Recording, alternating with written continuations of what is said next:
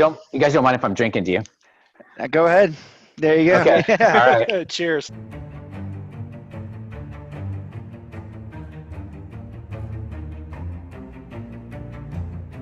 I wear a kilt pretty much all the time. In fact, I'm wearing one now. But once a year, about 24 of my closest friends and I get together, and we've been doing it for 20 years. Actually, this is our 19th year. I got the hole-in-one, but next year will be the 20th year. And we all get out on the golf course and just have a good time. Lots of beer, lots of whiskey. And so in this group of guys, I'm probably, if we have A, B, and C golfers and D golfers, I'm probably between a C and a B on my best day. But I was having a fairly good day that day, at least with my driving. I hadn't really been able to, if I can remember right, this was the, I've got my little, they give you a plaque, when you get it at the... Yeah.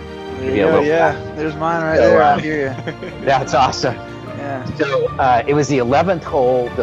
The first 9 were okay, but I started kind of getting my groove, I think probably around hole 8.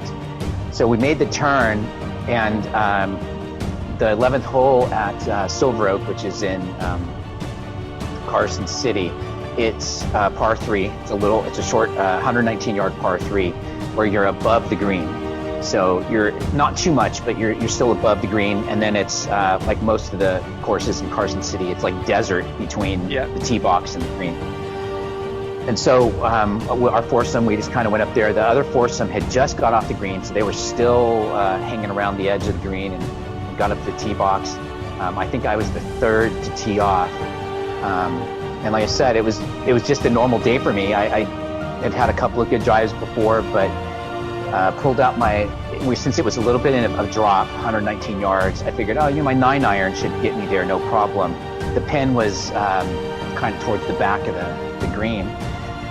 And I just got up there and I took one practice swing, and then I just did my regular swing, and it felt great. It's like all I know, I got every bit of that ball, and it was a perfect, loft, and we're just kind of watching it. Big arc comes down it was about 15 feet in front of the hole, and just took one little bounce and then started rolling, and then it looked like it hit the pin. Yeah. And then it disappeared, and we're like, because it was a slope off the back of this green, so had the ball gone further, it would have disappeared. And we're like, like, oh damn, did it go over? And they're like, no, that went in the cup.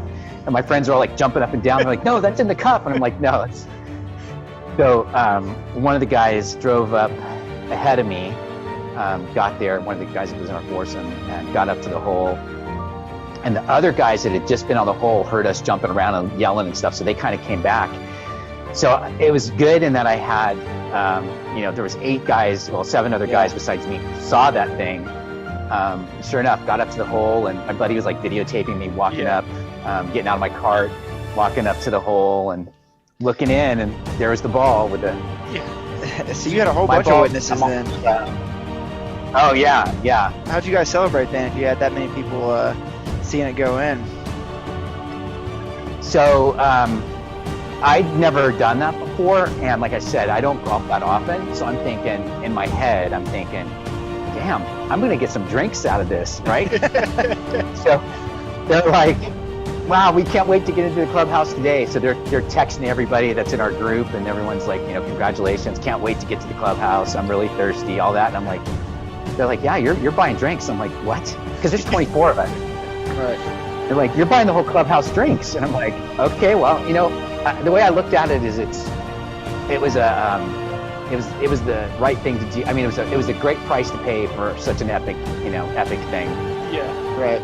I didn't mind buying 24 guys a drink that day.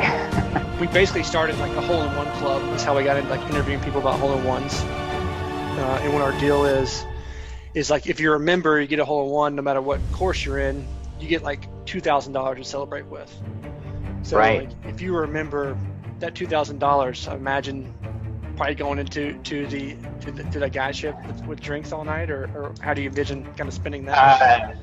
The $2,000. Well, luckily, the guys are, like I said, they're golfers and they know the rules. So they're like, you just have to buy us a drink at the clubhouse. Yeah.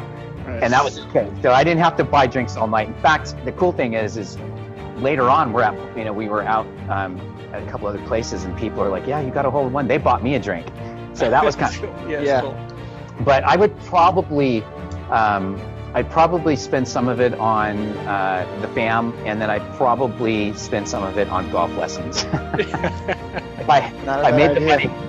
If I made the money golfing, then I would spend some money on golf lessons and see how we can fix my swing. There you go.